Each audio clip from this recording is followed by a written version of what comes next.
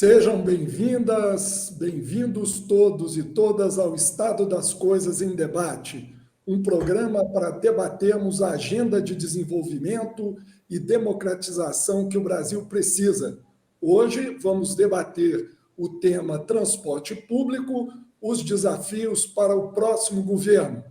Para tratarmos do tema, nosso convidado é Ricardo Mendanha Ladeira. Mendanha é engenheiro civil pela UFMG, com pós-graduação pela Poli-USP e larga experiência em planejamento, gestão e operação de transportes. Foi diretor de transporte da Secretaria de Transportes de Santo André, presidente da BH Trans em Belo Horizonte, presidente do Fórum Nacional dos Secretários e Dirigentes de Mobilidade, presidente do DMTU do Distrito Federal. Atualmente, Mendanha é presidente do Instituto da Mobilidade Sustentável, Rua Viva. Mendanha, seja bem-vindo. Obrigado pela sua participação. Eu que agradeço o convite. Estamos aqui à disposição para discutir esse problema grave hoje, que é o transporte público, principalmente transporte público urbano, né? Conosco para debater o tema, Fernando da Mata Pimentel, que foi governador do estado de Minas Gerais e prefeito de Belo Horizonte por 2 oportunidades e também ministro de Desenvolvimento no governo Dilma Rousseff. Participando nessa mesa redonda, a engenheira Flávia Mourão. Flávia é servidora da Prefeitura de Belo Horizonte, onde já exerceu os cargos de secretária municipal adjunta de atividades urbanas e secretária municipal de meio ambiente. Foi também diretora-geral da Agência de Desenvolvimento da Região Metropolitana de Belo Horizonte. Atualmente, Flávia preside a Associação Brasileira de Engenharia Sanitária e Ambiental, Seção Minas Gerais, ABS-MG, e é também diretora no Sindicato de Engenheiros do Estado de Minas Gerais. Conosco ainda o engenheiro Murilo Valadares, com longa experiência na gestão de obras e transporte em Belo Horizonte, Ribeirão das Neves e no estado de Minas Gerais. Na capital, Murilo foi secretário municipal de políticas urbanas, secretário de obras, dirigiu a SUDECAP. No estado, foi secretário de Estado de Transportes e Obras Públicas. Atualmente, é presidente do Sindicato de Engenheiros de Minas Gerais. No nosso programa, nosso convidado, Ricardo Mendanha, vai dispor de 15 minutos para fazer suas considerações. Na sequência, cada um dos nossos debatedores terá a oportunidade de apresentar suas questões. Antes, porém, de passarmos a palavra para o Mendanha, quero lembrar aos nossos espectadores, ouvintes, um pouco do que está em discussão. Nosso tema de hoje é transporte público nos centros urbanos. É um tema já de longa data, um velho conhecido de todos nós, cidadãos, que volta e meia enfrentamos as dificuldades nas grandes, pequenas e médias cidades. E um tema que volta e meia retorna como um desafio para a agenda de políticas públicas. As manifestações de junho de 2013 reacenderam o tema da mobilidade urbana e do subsídio da tarifa no Brasil. Com a pandemia em 2020 e 2021, esses problemas de transporte que já eram graves se agravaram ainda mais. E tudo sugere que será preciso uma solução estrutural no próximo período, principalmente para o financiamento, como condição para não termos um colapso do sistema de transporte público no conjunto do país. Vejam vocês a ponta do iceberg dessa crise no levantamento realizado pelo Instituto Brasileiro de Defesa do Consumidor, IDEC, em 171 cidades, durante o período de março de 2020 a novembro de 2021.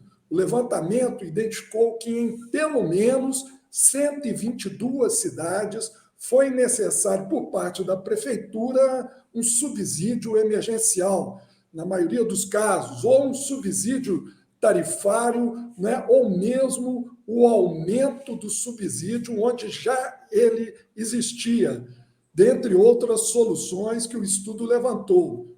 Além disso, no transporte coletivo urbano, nos últimos anos, a dinâmica da mobilidade urbana vem enfrentando a explosão do serviço de transporte por meio de aplicativos, a uberização do transporte público, com preços competitivos e mais comodidade para o usuário, gerou perda de receitas com passagens e também uma mobilidade mais ineficiente para as cidades, com o crescimento do número de veículos para atender ao serviço. Mas a uberização, defendida por alguns como uma suposta modernização, está longe de se credenciar como uma solução estrutural da mobilidade.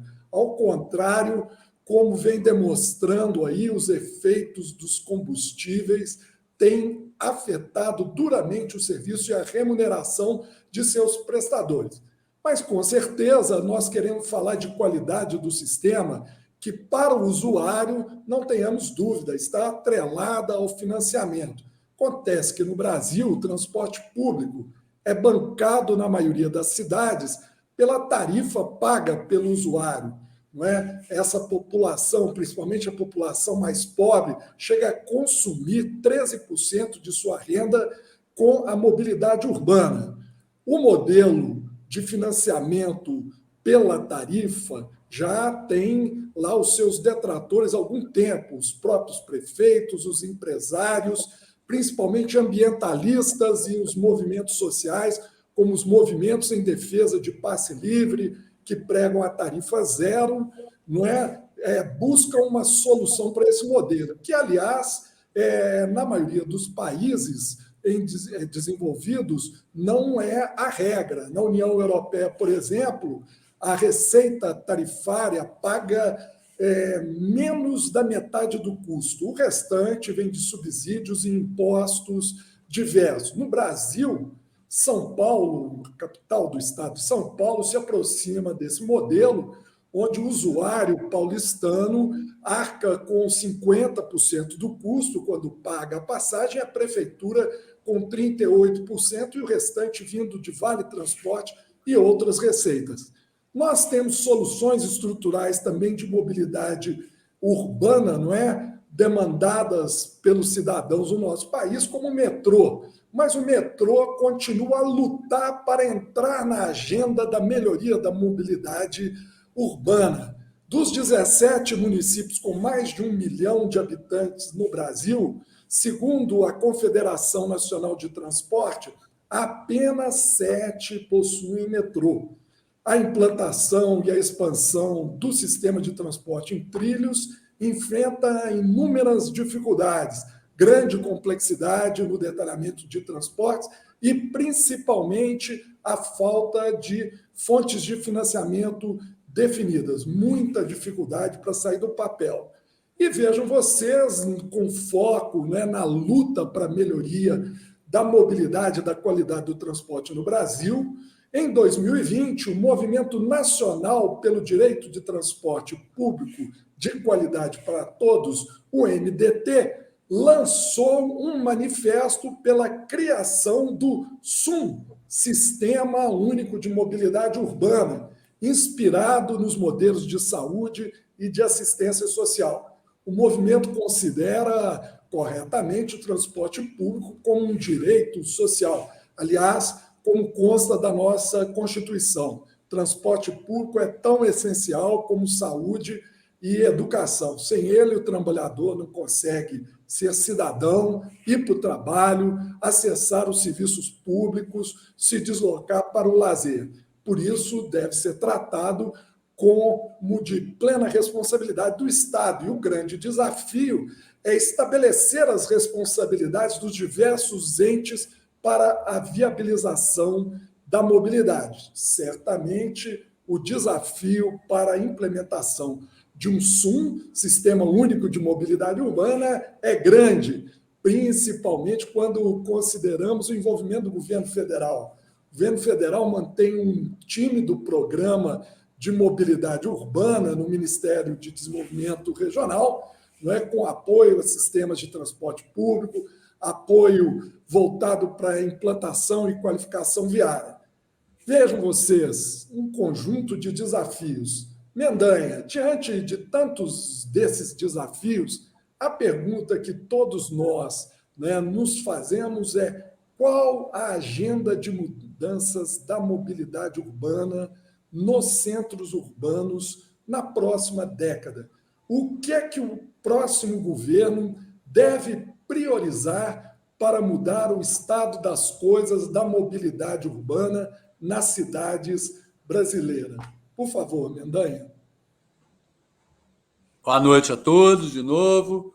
Olha, eu diria que antes de começar nada, que é esquecer a existência do automóvel privado, individual, que foi a base da economia brasileira, né, nos últimos, talvez desde o Juscelino Kubitschek, e levou a essa neura que a gente tem hoje do automóvel privado. Então, numa resposta primeira, eu diria que é isso. Só que para chegar lá, nós temos que dar vários passos ainda para gerar outras alternativas, né, para as pessoas se deslocarem nas cidades, né? Tem a mobilidade ativa, que é a bicicleta, o movimento a pé e tudo, mas o transporte público é o principal, é a alternativa real que vai poder ser uma mudança e mudar a cara do transporte, é essa, né? Então, o que falta para o transporte coletivo realmente ser um transporte coletivo que as pessoas queiram andar de ônibus na cidade? Eu diria que são dois problemas principais. Uma, a questão da qualidade, né? O transporte, ele, infelizmente, na grande maioria das cidades, ele é colocado como uma coisa de segunda ou terceira alternativa, né? É uma coisa que é colocada para quem não tem outra alternativa, acaba sendo obrigado a usar o transporte coletivo. E a causa disso tem a ver com a qualidade do sistema, que não é a mais adequada, é sempre deixado de lado, e a questão do financiamento. Então, acho que esses são os dois eixos aí, né? Você já falou bem aí sobre algumas coisas sobre isso, já pontuou, Village, mas essa questão do financiamento do transporte público no Brasil, ela é muito importante, né? Eu diria que talvez seja o principal problema. Com esse financiamento é que nós vamos conseguir trazer essa outro lado, que é a questão da qualidade, ter um sistema de transporte com qualidade que possa chegar a isso. Então, muita gente, a gente fala tarifa zero, coisa, mas até a tarifa zero é um caminho, é uma coisa concreta, mas até antes da tarifa zero, a gente tem que ter a melhoria da qualidade, o transporte realmente ser atrativo, né? Por que a gente está falando? Por que é fundamental isso? Por que o transporte precisa disso, né? Que é um pouco que a gente vai falar aqui de onde virão esses recursos, né? Eu acho que o primeiro conceito que eu acho que é muito importante é que a cidade precisa de um transporte público, né? As pessoas precisam de um transporte público para terem acesso a tudo que a cidade oferece. Afinal de contas, a gente veio morar nas cidades há milhares de anos para usufruir do que a cidade oferece. E sem acesso a tudo isso que a cidade oferece, não adianta muito, né? Então, tanto para as pessoas, para a cidade existir e para a economia urbana existir, né? É preciso isso. Todo mundo tem que sair para as ruas, sair para se deslocar, sair para consumir, sair para trabalhar, sair para produzir. E ao fazer isso, você tem a necessidade de deslocamento e você tem a necessidade de um sistema que permita chegar a isso, né? E aí, eu acho que vem a primeira grande questão que a gente pode colocar é que o transporte no Brasil é tratado como se fosse uma coisa que beneficia a quem vai andar de ônibus, ou quem vai andar ou de metrô, ou de trem, ou do que seja, no transporte público. E, na verdade, todo mundo se beneficia da existência do sistema de transporte, né?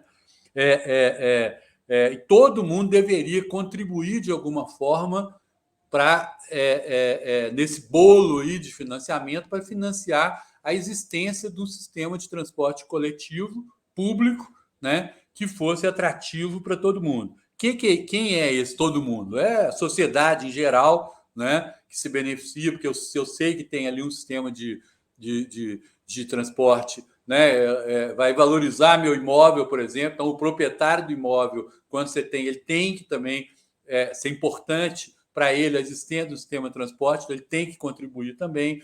A indústria, importante que as pessoas cheguem no local para produzir, então é fundamental que ele também contribua para que esse transporte funcione, né?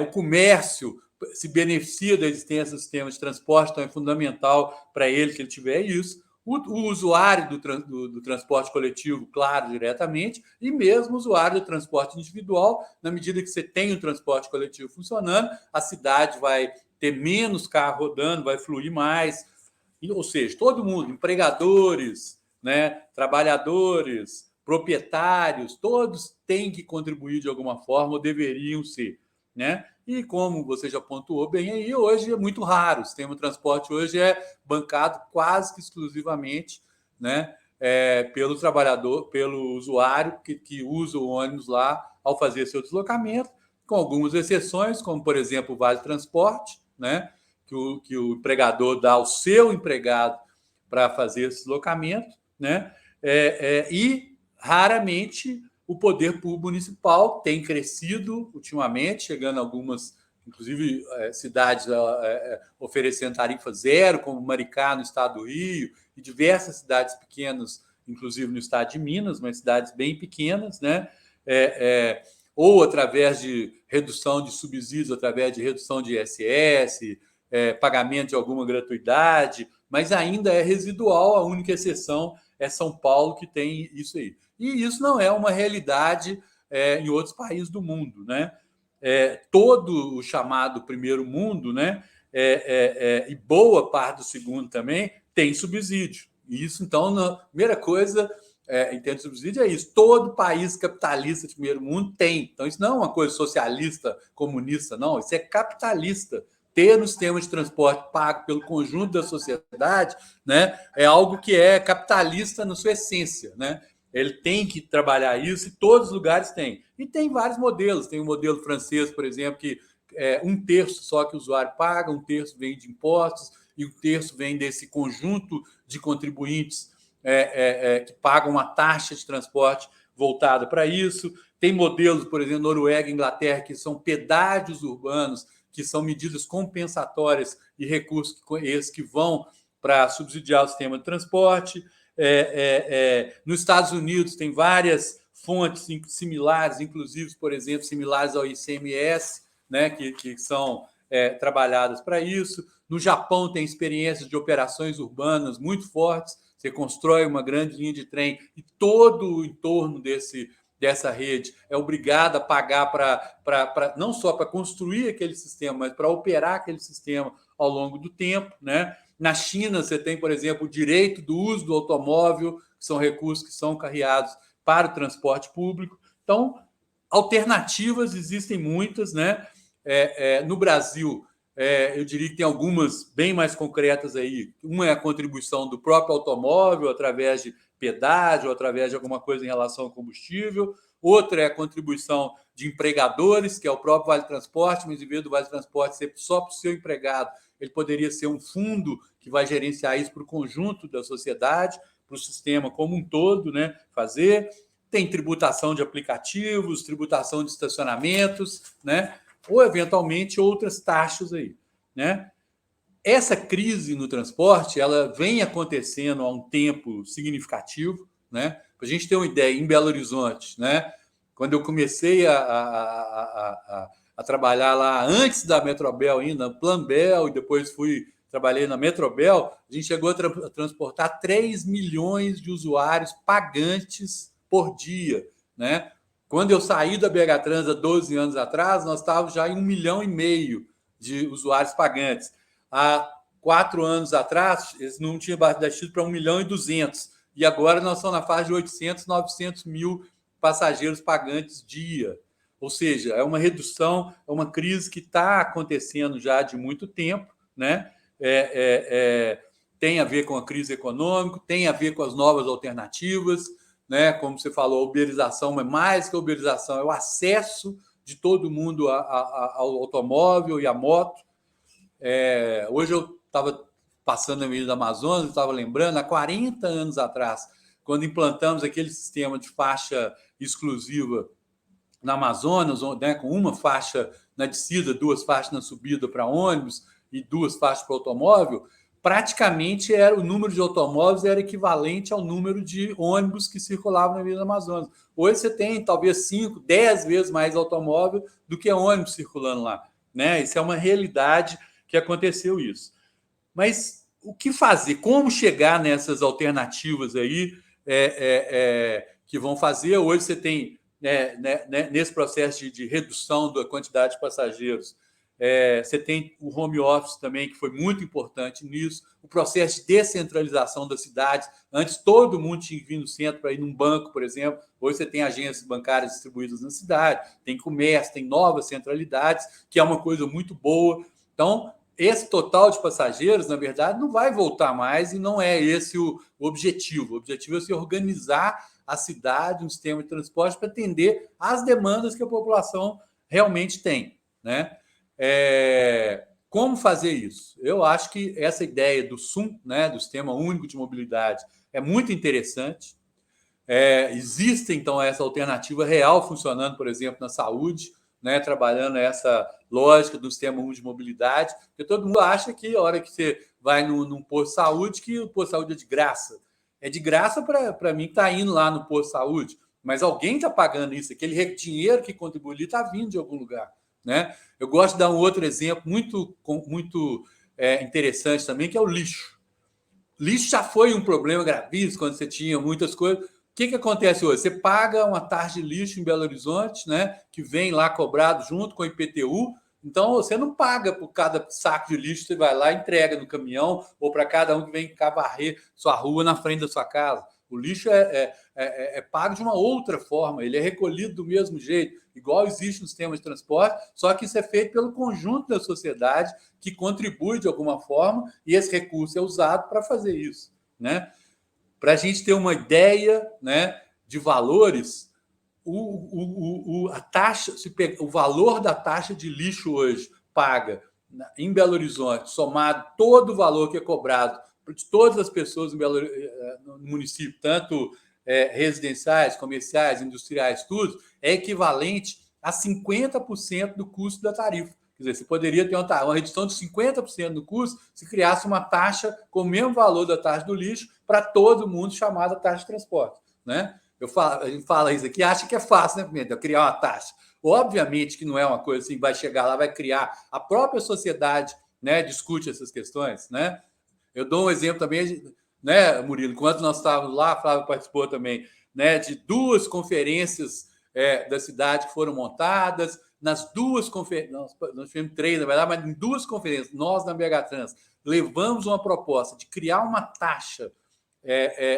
Isso para provar lá, para discutir, né, junto à população, criar uma taxa sobre combustível para reverter recursos para o transporte coletivo, e nós não conseguimos aprovar essa taxa num local onde a maioria absoluta dos participantes era usuário de transporte coletivo, né, que não tinha nem carro, mesmo assim, foram contra que a taxa, perdemos essa posição lá. Então, não é que sejam propostas fáceis de implantar, não é simples, mas são problemas reais. E é um problema que ele acontece a nível nacional. Então, a solução, por isso que o SUM é muito interessante, que ele vai ter que ser pensado no país como um todo, né? Eu tenho feito muito trabalho em cidades de pequeno porte, médio porte, e principalmente no pequeno porte praticamente não tem transporte coletivo. Nas médias cidades, né, o problema do transporte coletivo está muito maior até do que nas grandes cidades, né, em termos de redução, de fazer. Teoflotone, por exemplo, nós estamos fazendo, fiz lá o plano de mobilidade, fizemos um trabalho lá agora, e tínhamos feito há 10, 12 anos atrás.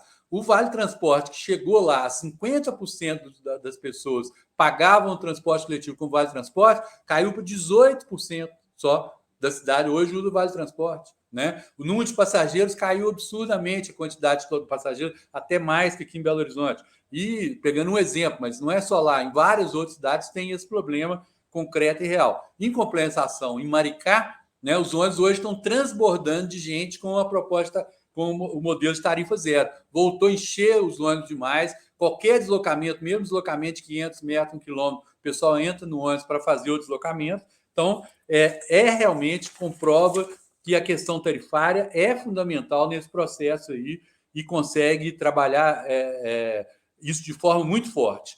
Então, é importante pensar isso, que é fundamental ter recursos. Esse montante de recursos, por maior que seja, não é nada astronômico, assim, fora também de uma coisa de outro mundo, como eu mostrei algo como equivalente a taxa de lixo. Outro número, assim, se cada cidadão de Belo Horizonte pagasse uma tarifa de transporte coletivo por dia, né, ele pagasse uma taxa equivalente a uma tarifa de transporte por dia, é suficiente para pagar 100% do custo do transporte coletivo na cidade e, com isso, fazer uma melhoria na qualidade do transporte fantástica que pudesse aumentar bastante. Né? Outra coisa, 50 centavos no litro da combustível consumido dentro do município de Belo Horizonte seria o suficiente para 50% do valor necessário para cobrir os custos de transporte na cidade. Então, é só para a gente sentir números, né, que estão aí, que são parte da realidade e que precisam ter esses recursos, né, e esses recursos têm que ser permanentes. Por isso a importância de ter ou taxas, ou recursos perenes, ou uma política nacional que carregue recursos para o sistema de transporte para que esse recurso venha de forma perene. E aí, aproveitar esse gancho do perene para entrar no outra questão, que é a questão do metroviário, né?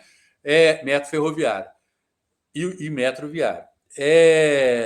Nós temos de evoluir, sair só da dependência do modo ônibus, né? O ônibus é importantíssimo, ele vai continuar sendo por muitos anos ainda o grande transportador de transporte coletivo na maioria das cidades brasileiras, mas se a gente não caminhar para um sistema sobre trilhos, de alguma forma, nós não vamos evoluir, não vai ter daqui a 10 anos, nem daqui a 20 anos, algo assim. E para ter metrô, você precisa ter, como é feito na China, como é feito nos outros países, recursos garantidos, perenes e constantes ao longo do tempo. Não pode ser golfadas de vez em quando. Vamos lá, vamos arrumar um dinheiro para fazer o metrô, vai lá, faz uma estação, ou faz um pedaço, ou deixa incompleto e não acaba. Por isso a necessidade e a importância, né, de ter uma política nacional, um sistema único de mobilidade que garanta recursos constantes e permanentes, né, para tudo isso, para garantir isso aí. Outro exemplo que eu dou também, o outro trabalho que nós estamos levantando, Itabira. A Vale tem uma frota de sistema fretado que é mais de 2 vezes maior do que a frota do sistema de transporte público coletivo da cidade, que é pago lá com a tarifa e tudo, né? Claro que se você poderia pensar um sistema com o mesmo custo que a Vale já paga hoje, só para o sistema fretado dos seus empregados, ele poderia atender 100% da cidade com esse mesmo valor, com a qualidade muito maior e atendendo 100% da cidade. Por exemplo, para ver uma outra forma que é possível partir disso aí, né? Então, a questão do financiamento, eu acho que ela até vem antes da questão da qualidade, porque ela que vai garantir, na medida que você garantir recursos permanentes para o sistema, você vai estar garantindo recursos para melhorar a qualidade do sistema de transporte. Sem essa melhoria da qualidade do sistema de transporte, nós não vamos conseguir fazer essa disputa com o automóvel, não vamos conseguir fazer com que o transporte coletivo seja realmente atrativo, né, para as pessoas deixarem de usar o carro ou deixar de comprar uma moto e pagar parceladamente a prestação para poder, em vez de usar um transporte coletivo, começar a usar essa moto. Então, acho que essa questão da qualidade só vai ser enfrentada de fato quando a gente conseguir recursos permanentes para isso, para que, né, se permita aquilo que está escrito na Constituição, como o Vila já falou ali, que é o direito à cidade para todos. Todo mundo tem direito à cidade e todo mundo deveria ter isso, né? Ao fazer esse processo de financiamento do transporte por outras fontes, eu acho que a gente resolve, inclusive, essa questão da uberização, de um eventual sistema pirata que existe hoje, que é um grande problema. Por quê? Porque você vai reduzir o custo do sistema de transporte a valores que ninguém vai conseguir competir com esse sistema, né? Nem o Uber vai. O Uber vai ser uma faixa que vai competir com o táxi, vai competir com o transporte privado para outro tipo de pessoas. Aliás, só um parênteses aqui, eu tenho feito pesquisas, origem e destino, em várias cidades, tenho trabalhado, inclusive com nível de renda mais alto que Belo Horizonte ou menores, e o Uber é uma quantidade ainda bem marginal, assim, no sentido de quantidade na cidade. Maringá, por exemplo, que é uma cidade de alto poder aquisitivo, foi um dos mais altos índices que a gente encontrou. Fizemos uma pesquisa de origem e destino lá agora, estou fazendo plano de mobilidade lá. Uber respondeu por 1,5% dos deslocamentos na cidade é Uber, né? Enquanto o automóvel é 40%, né? E transporte coletivo é 20%. Então ainda é residual, né? Ainda são valores bem pequenos. Mas, de qualquer jeito, Uber, o transporte alternativo, o transporte pirata, tudo isso, na medida que você tiver um sistema de transporte financiado pelo setor público, né, de alguma forma, ele vai reduzir e acabar com essa questão dessa pirataria aí, vamos dizer aí, para todos. E a gente, para fazer esse sistema de financiamento do setor, a gente tem que quebrar um outro paradigma que é falado por todo mundo, que é dar dinheiro para o empresário. Todo mundo acha que subsídio é igual dar dinheiro para o empresário de transporte coletivo. E, na verdade, não deixa de ser, de certa forma, um pouco isso. Então, temos de mudar também, é óbvio, para fazer essa mudança no sistema e na qualidade, mudar o processo de funcionamento da concessão pública no sistema. Não dá mais para trabalhar nessa lógica, né? Tem outras alternativas, né? É possível pensar, né? Murilo é um que defende muito isso, aí você vai falar isso, eu vou antecipar, Murilo, mas a questão, por exemplo, da frota pública, né? O Rio de Janeiro está trabalhando e pensando nessa alternativa. Você ter o poder público, em vez de pôr dinheiro para lá, ele compra a frota, coloca a frota para rodar e contrata alguém para operar aquela frota. É uma outra lógica, um outro modelo de gestão de transporte coletivo, né? Que você pode pensar. Não dá para ser essa lógica hoje, onde é uma concessão, onde a empresa explora, né? A palavra é essa, do termo da concessão é essa, né? Ele recebe em função da quantidade que ele consegue reduzir de custos e de aumentar passageiro, né? Eu acho que não é por aí. Essa lógica também precisa mudar. A partir daí, tem que ter gestão do transporte coletivo. Isso é uma outra coisa também muito forte, né? Que eu vivi isso. Eu diria que o poder público tinha muito mais capacidade de gestão há 40 anos atrás, 30 anos do que tem hoje. Apesar de hoje você ter instrumentos de tecnologia, como a bilhetagem eletrônica, como rastreamento, como tudo isso. O poder público tem menos capacidade de gestão, né, sobre o sistema de transporte coletivo do que tinha antes. O nível de confiabilidade, quando os relatórios eram manuais, são muito maiores do que hoje, quando a empresa entrega um relatório impresso na empresa lá, em Excel, ela não passa a informação real e oficial, né? Os sistemas de rastreamento que deveriam estar disponíveis para a maioria das cidades, são raríssimas as cidades que acabam usando isso. Então, a gestão tem que ser repensada, o poder público é que é responsável pela existência do transporte coletivo, ele é que tem que dimensionar o sistema, definir os horários que têm que ser cumpridos, fiscalizar para que isso funcione, né? E para tudo isso funcionar, tem que ter controle social, né? Então, amarrar isso, porque não tem como não falar, né, num transporte público de qualidade, com financiamento, se não tiver o controle social sobre esse recurso e sobre essa qualidade. Então, conselhos, formas de participação, controle da sociedade sobre aquilo que está sendo proposto, implantado, é fundamental, né, para chegar nisso, né? Não tem muito como fugir dessa questão aí. Então, eu diria que, para uma primeira apanhado geral, eu acho que a questão é essa. Qualidade é fundamental, mas para se falar em qualidade do Brasil, tem que ter financiamento contínuo e perene para isso.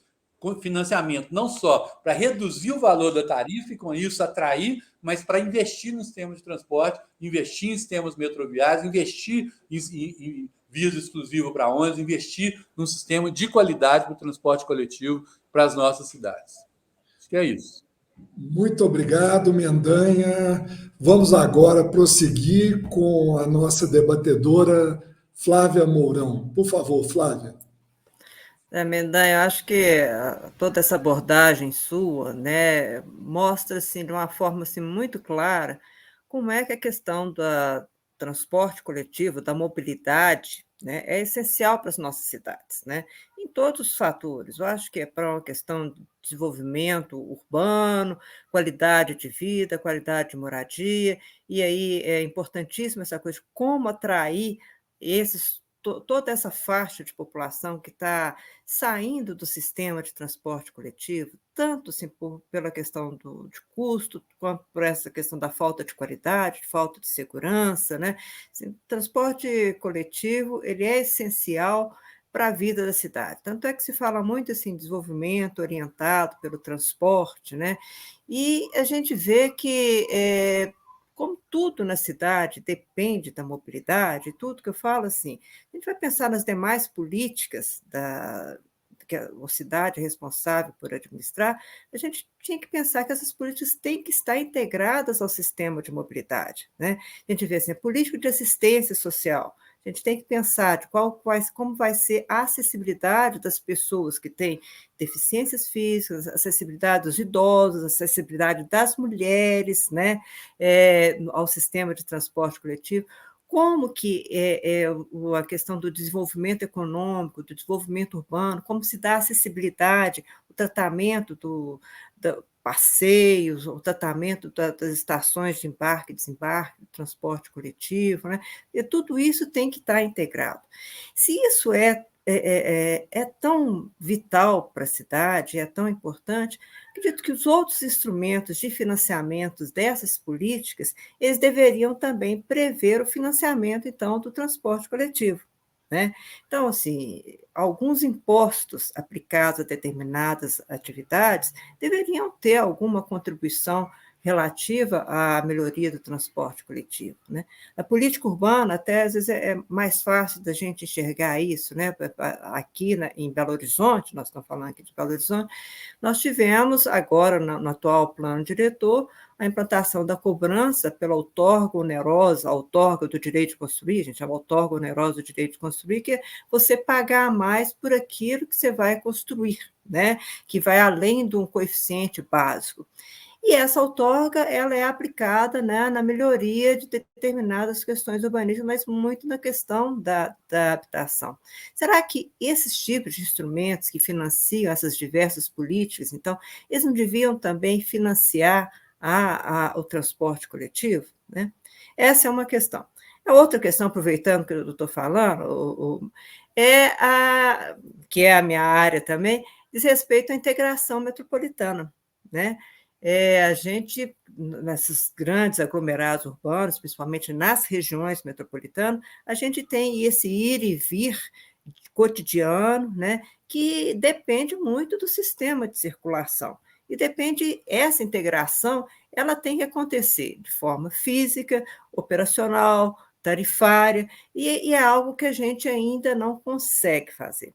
Será que se a gente tivesse, né, esse sistema único de mobilidade, o tal do SUM, parecido, então, com o SUS, Sistema Único de Saúde, a gente teria também condições de financiar melhor essa integração do transporte metropolitano, já que a gente tem que lidar com diversos entes, são diversos municípios, tem o Estado envolvido, às vezes até a gente tem mais de um Estado nas nossas regiões interfederativas, né? Você acha que o SUM poderia ajudar a resolver esse problema de integração física, operacional e tarifária nas regiões metropolitanas?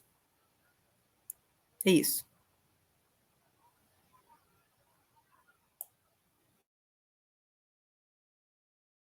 Como é que é a dinâmica? Nós vamos respondendo de uma vez ou... Por favor, Mendanha, com a palavra, Mendanha.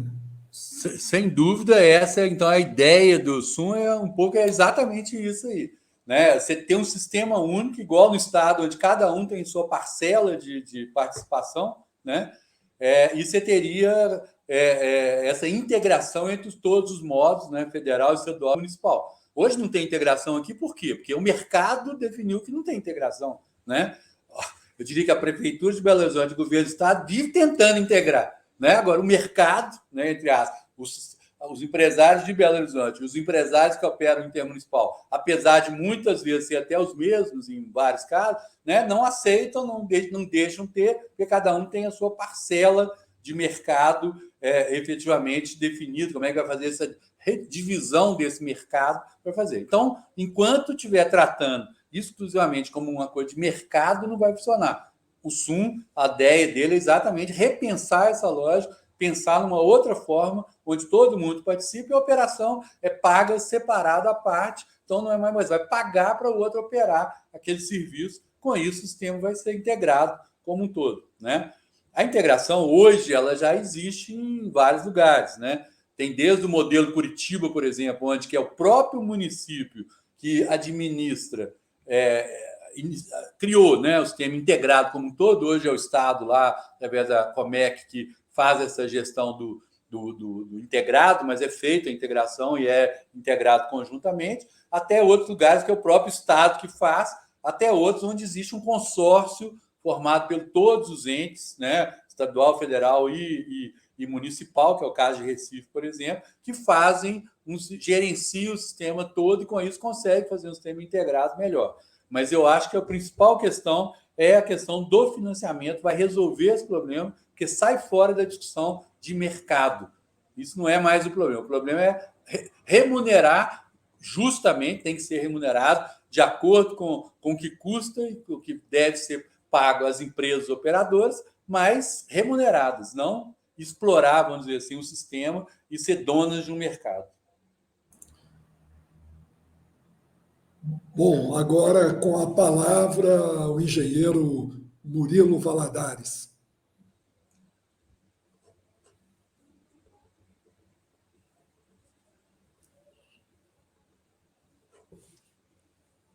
Sem sombra. Microfone. Boa noite a todos, um prazer estar aqui. O Mendanha, eu queria o seguinte: as propostas que você colocou aqui são basicamente da NTT, né? Associação que você participa, já foi até presidente, é uma entidade importante, né? Porque se a Associação Nacional do Transporte Público não apresentar nenhuma solução para o Brasil, nós estamos perdidos, né? Então, a minha questão é o seguinte: para ter qualidade, não é só o equipamento. Nós precisamos de oferecer para os usuários uma determinada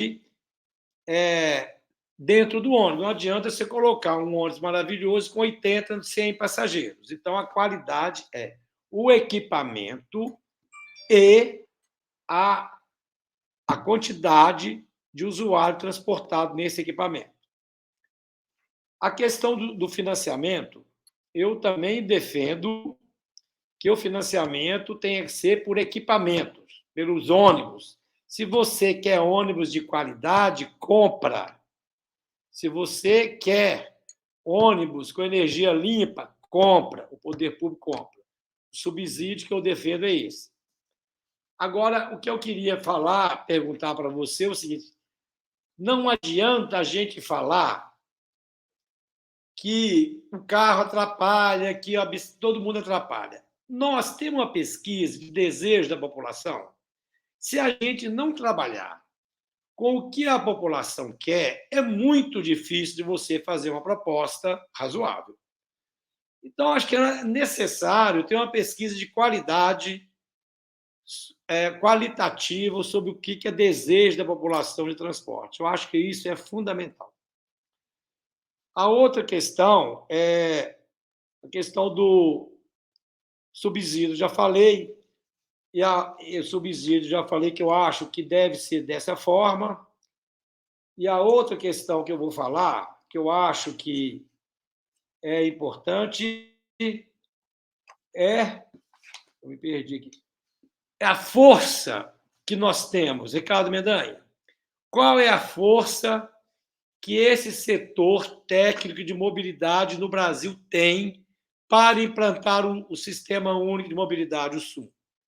Acho que nós hoje não temos força para aumentar imposto e nem criar o SUM. É uma luta que tem que fazer. O ex-presidente Lula pode ganhar as eleições. Se ele ganhar as eleições, não é possível esperar 4 anos para ter uma legislação. É necessário ter alguma coisa anterior. Então, eu acho que é necessário a gente pensar em alguma coisa anterior. Há possibilidade, o sistema de transporte, ele tem que ter uma permeabilidade igual de água. Se eu tenho uma cidade, eu tenho 1 milhão de gente em Cabo Frio, no Rio de Janeiro, 1 milhão de turistas, eu aumentei a água, o volume de água. Se eu, durante os meses de março, eu não tenho 1 milhão de turistas, eu não vou fornecer água. O sistema de transporte tem que ter uma mobilidade dessa forma também.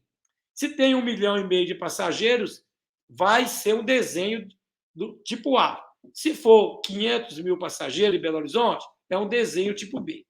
A minha pergunta é um pouco nessa. Qual é a força política que nós temos? Nós não temos força política no Brasil para implementar metrô.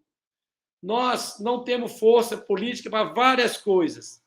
O sistema de obras públicas da engenharia, nós não temos ninguém mandando. Né? Não temos força nenhuma para contratar uma obra decentemente, porque tem muita gente mandando que não entende. Então, a minha pergunta é essa. É possível a gente, ou a NTT, as pessoas que lidam no transporte público, ter alguma influência nessas propostas que você colocou tão bem, que é também da NTT? Primeiro, não é a NTT, a NTP. TT é a agência. NTP, público, é isso. E isso aí, me desculpa, mas isso não é proposta da NTP, não. Isso é proposta da Frente Nacional de Prefeitos e do Fórum Nacional de Secretários e Dirigentes de Transporte. A NTP é uma associação de apoio técnico a esses órgãos, mas hoje a Frente Nacional de Prefeitos é o principal agente defensor disso, tem colocado essa discussão na rua. Mas a NTP colocou um texto dela defendendo o que você falou. Isso, claro, ela está divulgando isso para o conjunto das pessoas, né? O conjunto dos prefeitos todos, como defensor. A NTP é defensora também, estou falando que não é só defensor dela, é uma coisa do MDT, né? Que é o Movimento de Defesa do Transporte dos Usuários, ou seja, ela está aí na boca de todo mundo. A questão do desenho que você falou, eu não entendi, mas o desenho ele é real, ele já existe hoje. Hoje em Belo Horizonte, tu pegar aqui, dia de semana, o sistema de transporte é um, sábado ele é metade, domingo ele é um terço, ele é adequado, adapta ele à quantidade de passageiros. Isso é exatamente a técnica do transporte. Ele já funciona desse jeito aí, né? Ele já é possível trabalhar nessa lógica aí, não tem nenhum problema. Início do mês, a quantidade de passageiros é maior do que no final do mês. Essa técnica de fazer isso já existe. Hoje o problema não é esse, não é a técnica para fazer isso. É a força política, igual você está falando. Agora, recentemente no Brasil, em 2013, por causa de 20 centavos de aumento de tarifa, 10 centavos no Brasil inteiro, né? Claro que tem outras coisas por trás, tinha outros interesses e tudo, mas o Brasil todo foi para a rua e mobilizou e foi contra, e ali que tinha uma força política gigantesca, com o povo na rua, com tudo isso, para brigando por causa do transporte, né? Então, essa coisa de força política é relativa, ela vai um momento para cá, para lá. Então, tem momentos onde você tem que aproveitar e carrear essas forças políticas aí para chegar e trabalhar com essa lógica, né? Eu acho que o momento hoje, todas as prefeituras que eu tenho visto hoje têm trabalhado com alguma forma de subsídio e, por isso, como estão tirando do seu bolso, querem jogar isso para cima, estão botando isso. Então, existe uma força hoje que é possível pensar, que são o conjunto de prefeitos, a Frente Nacional de Prefeitos, até a CNM já está defendendo o subsídio e defendendo essas questões hoje colocadas. Então, existe claramente propostas e para carregar isso e para tentar articular, né, esses setores e essas forças da sociedade para fazer isso. Né? A outra estratégia é piorar o sistema de transporte de tal maneira que o povo vá para a rua, quebrar ônibus, fazer tudo e aí voltar. Não é isso que nós vamos usar como estratégia. Né? Por isso que esse acúmulo de força é importante.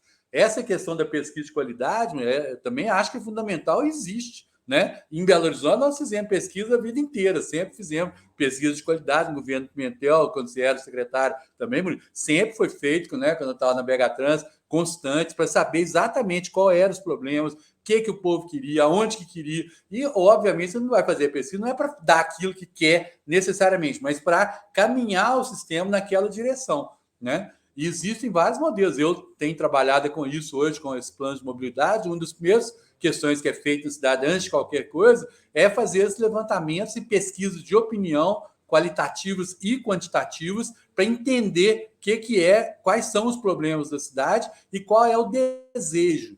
E mais do que isso, é fazer, inclusive, que a gente chama de pesquisa de preferência declarada, é quanto que o usuário estaria disposto a mudar de um modo de transporte para outro, o que precisaria para isso? Tipo, se a tarifa for reduzida pela metade, ou se não tiver mais gente andando em pé dentro do ônibus, você mudaria do carro para cá? Enfim, esse tipo de pesquisa é fundamental e precisa ser feito, né? Eu tenho feito isso nas cidades que a gente trabalha, em geral, quem tem feito trabalhos de mobilidade tem trabalhado dessa forma e feito esse tipo de pesquisa.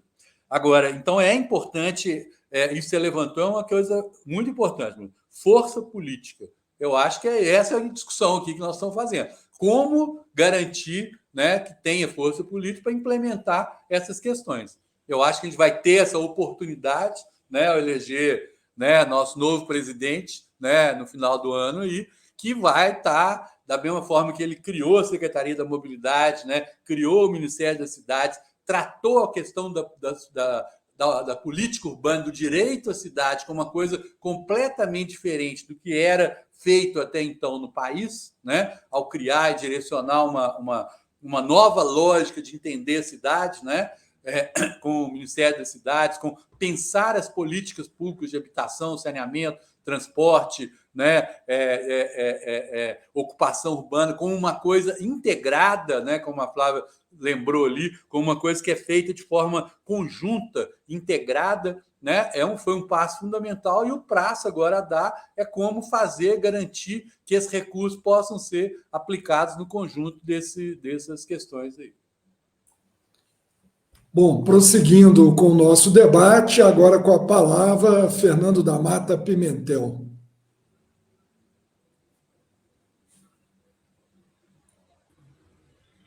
Bom, ativei aqui o microfone, estão todos ouvindo? Então, né?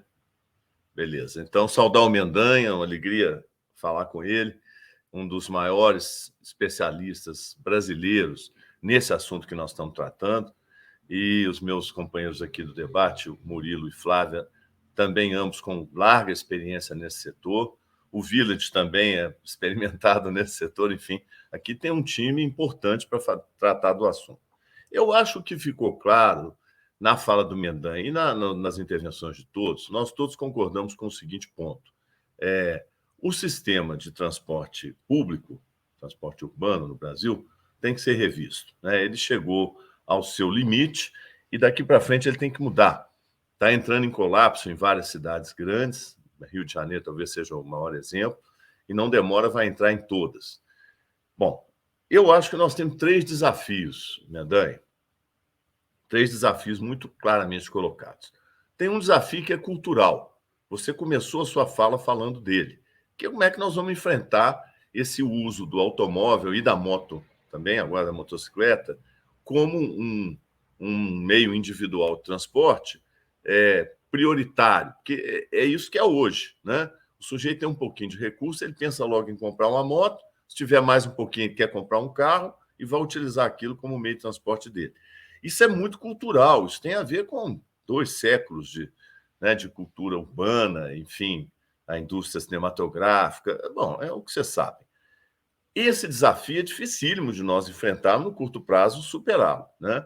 Eu concordo com o Mendanha que tem que melhorar a qualidade do transporte coletivo, tem que fazer campanhas. Eu me lembro que na prefeitura a gente fazia aquela coisa do dia mundial sem carro, a gente respeitava isso, mas eu diria que não está ao alcance da nossa geração. Eu acho que é mais uma geração para chegar ao nível de consciência de que o transporte coletivo é melhor do que o individual, não é melhor do ponto de vista qualitativo só, não. é melhor para a sociedade, é melhor para o meio ambiente, é melhor para a convivência das pessoas. Então, enfrentar esse desafio me parece que está fora do nosso alcance no curto prazo. O segundo desafio, eu diria que é da sustentabilidade, ou seja, ele é um desafio tecnológico também. Nós precisamos urgentemente começar a mudar a matriz que orienta o sistema de transporte urbano no Brasil inteiro. Esse negócio de ônibus movido a diesel é um negócio extremamente poluente, todo mundo sabe disso, desgastante, caro, enfim, é um modelo do século passado. E nós ainda não apontamos o outro caminho. Essa coisa do metrô é importante, mas vamos combinar aqui. Nós não vamos conseguir fazer metrô no Brasil inteiro, nós não vamos conseguir, talvez, nem manter a expansão dos metrôs que já existem. Eu acho que isso, no curto prazo, não é por aí. Nós vamos ter que começar a começar a executar uma mudança de frota. Aí eu não sei, vocês são especialistas para isso, muito mais capacitados do que eu. Não sei se é veículo híbrido, se é o ônibus totalmente elétrico. As baterias estão avançando numa velocidade impressionante, então está tornando possível a gente ter o sistema movido a energia de não fóssil, né? Eu acho que isso tinha que estar no centro também da discussão. Segundo desafio, portanto, o tecnológico, que tem a ver com sustentabilidade. E o terceiro desafio, que foi o que mais nós debatemos aqui nessa primeira rodada, que é o financiamento.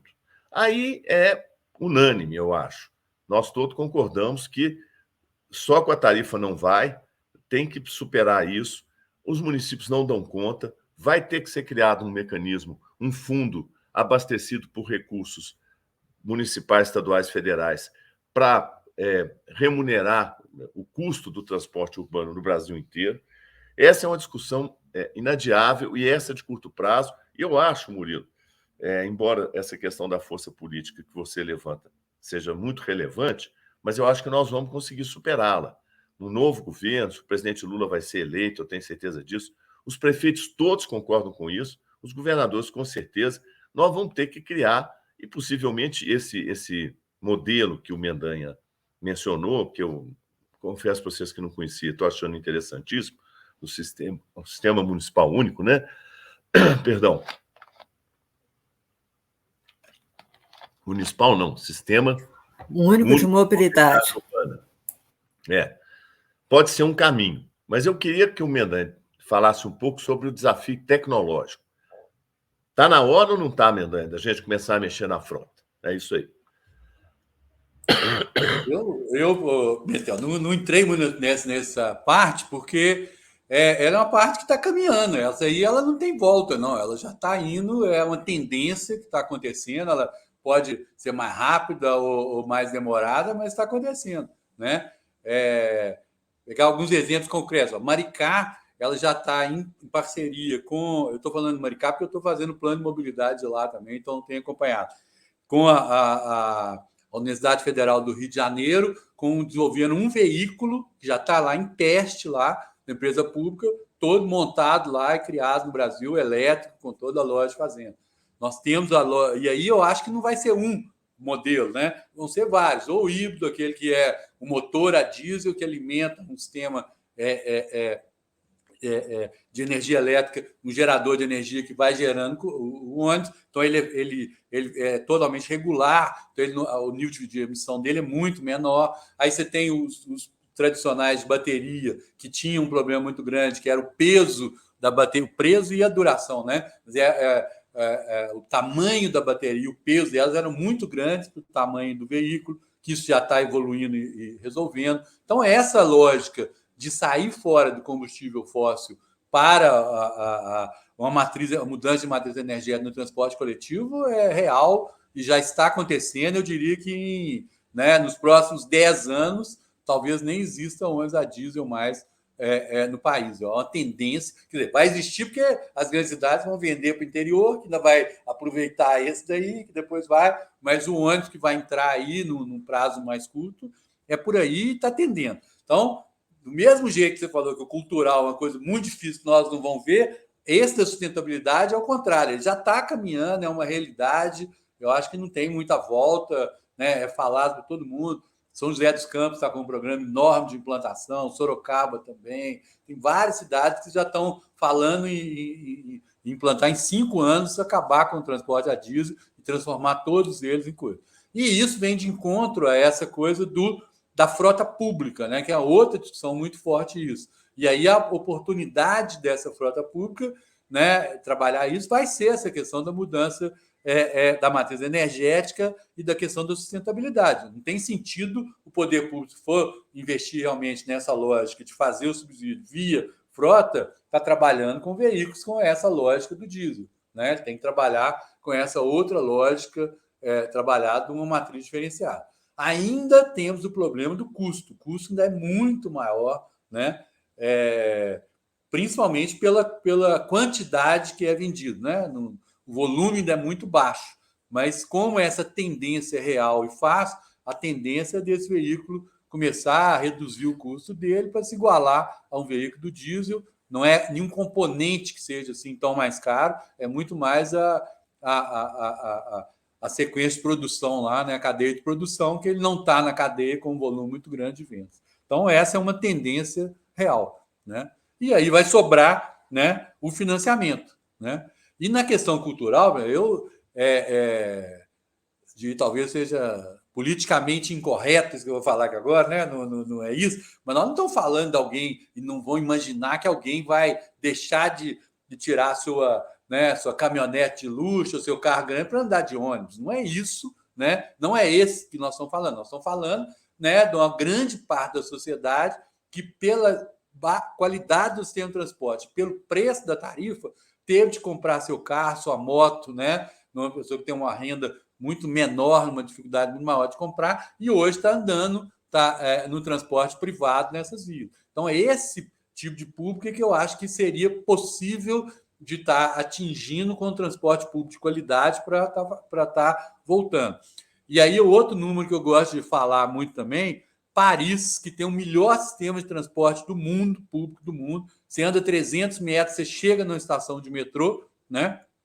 Em Paris, a divisão modal lá é 52%, só pegando motorizado, 52% das pessoas andam de carro, de transporte individual, 48% de transporte coletivo. Então, mesmo lá onde tem o melhor sistema de transporte do mundo, a maioria das pessoas anda de carro, né? A gente que é turista, que vai lá passear, anda de metrô, acho que todo mundo está fazendo isso. Não está, não. Mesmo o cidadão não está. Então, mas se a gente conseguir chegar a trabalhar com esse tipo de lógica, reverter, né, há 20 anos no Brasil, em Belo Horizonte, a gente tinha, na pesquisa Origem e Destino de 2000, estava na faixa de 58% de transporte público, 42% de transporte individual.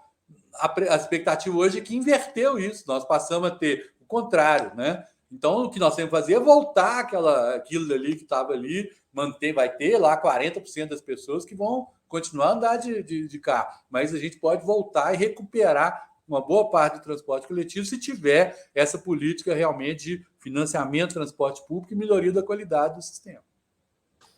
Pois é, 1 hora já do programa, tão intrigante, desafiador. Queria pedir aos nossos debatedores para fazerem uma intervenção resgatando aí o desafio da reflexão do que o próximo governo federal pode fazer diante de tudo que nós discutimos até agora, em até 2 minutos, começando com a nossa debatedora Flávia Mourão. Por favor, Flávia.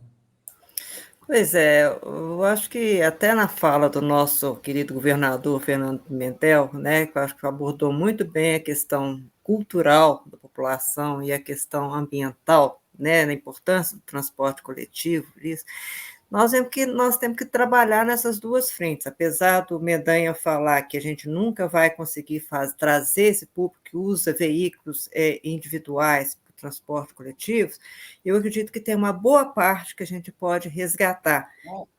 seja pequenas distâncias, seja até por uma questão de responsabilidade social e ambiental, né? Você ter essa consciência que cada carro que você coloca a mais, você está diminuindo o tempo de viagem de outros tantos, você está prejudicando o transporte na cidade como um todo. Eu acho que tem esse público que a gente pode trazer, então, para o sistema de transporte coletivo. E isso é uma campanha que tem que ter uma participação ampla, e acho que o governo federal tem que participar disso. Segundo, né, essa questão ambiental que foi trazida, né, a questão da importância do transporte público, né, nos impactos ambientais, seja pelas emissões, seja pela questão de material que é utilizado, né? Então, a gente tem que investir em tecnologia. Né? Esse investimento em tecnologia, ele depende de quê? Investimento em pesquisas. Né? Essa semana, né, nós ouvimos aí o corte de recursos destinados às nossas universidades públicas, né? Corte vindo do governo federal.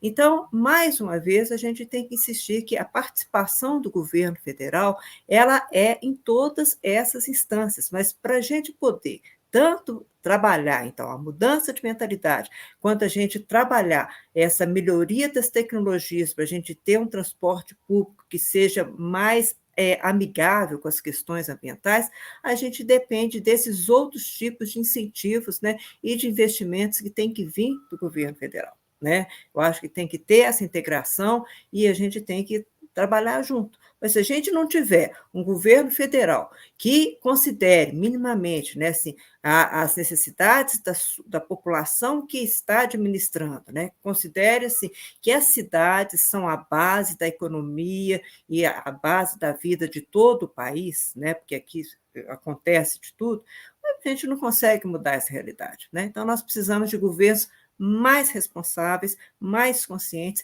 e mais comprometidos com essas transformações que são necessárias. Para suas considerações finais, Murilo Valadares. Mendanha, eu queria só dizer que a questão do desejo que eu estava falando foi bem colocado por Fernando Pimentel. E se tivesse pesquisa adequada, não teria. Se todos os governos soubessem o que está acontecendo na realidade, eu não estou falando em pesquisa numa cidade ou noutra, não teria a situação de Belo Horizonte. Então, eu continuo achando que as pesquisas de desejo das pessoas não é bem feita.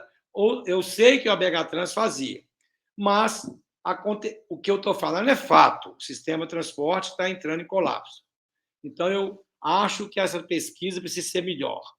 Sobre o que você falou do gatilho, eu não concordo com você.